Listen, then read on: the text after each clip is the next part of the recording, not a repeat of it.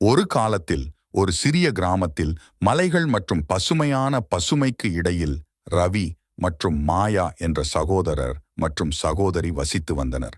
அவர்களது தாழ்மையான தங்குமிடம் ஒரு சிறிய ஓலை கூரை குடிசையாக இருந்தது. அது இரண்டு உடன்பிறப்புகளின் சிரிப்புடன் எதிரொலித்தது. அவர்களது குடும்பத்தின் பொருளாதார பிரச்சனைகள் இருந்தபோதிலும் அன்பும் ஒற்றுமையும் அவர்களது வீட்டின் அடிப்படை கற்களாக இருந்தன. இருவரில் மூத்தவரான ரவி குடும்ப வருமானத்திற்கு பங்களிப்பதற்காக கிராமத்தில் ஒற்றைப்படை வேலைகளை மேற்கொண்டார். வயல்களை மேய்ப்பது, வேலிகள் அமைப்பது, மேசையில் சாப்பாடு வைப்பது என்று என்னென்ன வேலைகள் செய்தாலும் அவருடைய நாட்கள் கழிந்தன. இதற்கிடையில் மாயா வானத்தைப் போன்ற பெரிய கனவுகளுடன் தங்கள் குடும்பத்தின் சூழ்நிலைகளில் மாற்றத்தை கொண்டு வருவதற்கான எரியும் ஆசையை வைத்திருந்தார். மாயாவின் கண்கள் உறுதியுடன் பிரகாசித்தன. அவளுடைய பள்ளி புத்தகங்கள் அவளுடைய நிலையான துணையாக இருந்தன.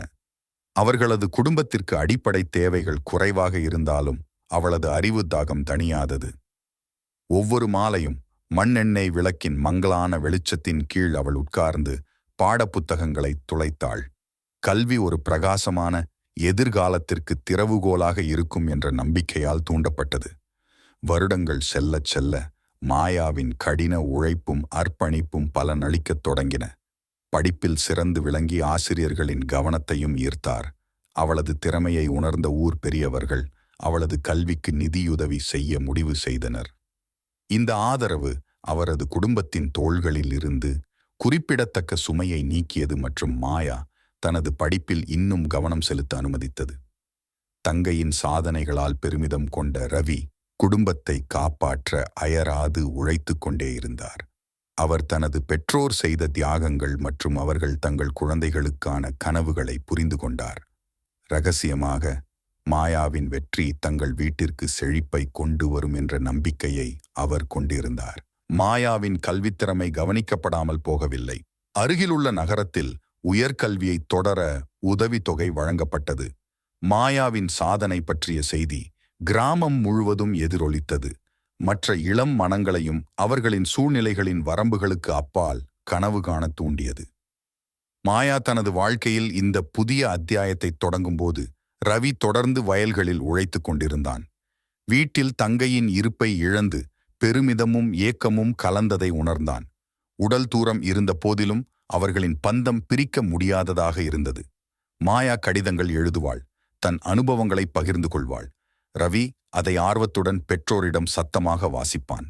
பல ஆண்டுகளுக்குப் பிறகு மாயா பறக்கும் வண்ணங்களில் பட்டம் பெற்று தனது கிராமத்திற்கு திரும்பினார். தனது பட்டப்படிப்பில் ஆயுதம் ஏந்திய அவர் கலெக்டராக ஆனார். அவரது குடும்பம் மற்றும் ஒட்டுமொத்த சமூகத்தின் பெருமை. அவரது வெற்றி அவரது குடும்பத்தின் சமூக பொருளாதார நிலையை உயர்த்தியது மட்டுமல்லாமல் கிராமத்திற்கு நம்பிக்கையையும் உத்வேகத்தையும் கொண்டு வந்தது. எளிமையான குடிசையிலிருந்து கலெக்டராக மதிப்புமிக்க பதவிக்கு வந்த மாயாவின் பயணம் கல்வியின் ஆற்றல், மன உறுதி, குடும்ப ஆதரவின் வலிமைக்கு சான்றாக அமைந்தது. ரவியும் தன் தியாகம் தன் சகோதரியின் வெற்றிக்கு வழிவகுத்தது என்று ஆறுதல் அடைந்தான்.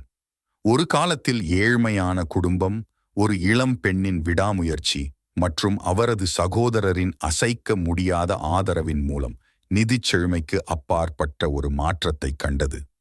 அவர்களின் கதை எதிர்கால தலைமுறையினருக்கு நம்பிக்கையின் கலங்கரை விளக்கமாக மாறியது. துன்பங்களை எதிர்கொண்டாலும் கனவுகள் உண்மையில் நனவாகும் என்பதை நினைவூட்டுகிறது. இந்த கதை உங்களுக்கு பிடித்திருந்தால் இந்த சேனலை சப்ஸ்கிரைப் செய்து கொள்ளவும் நன்றி.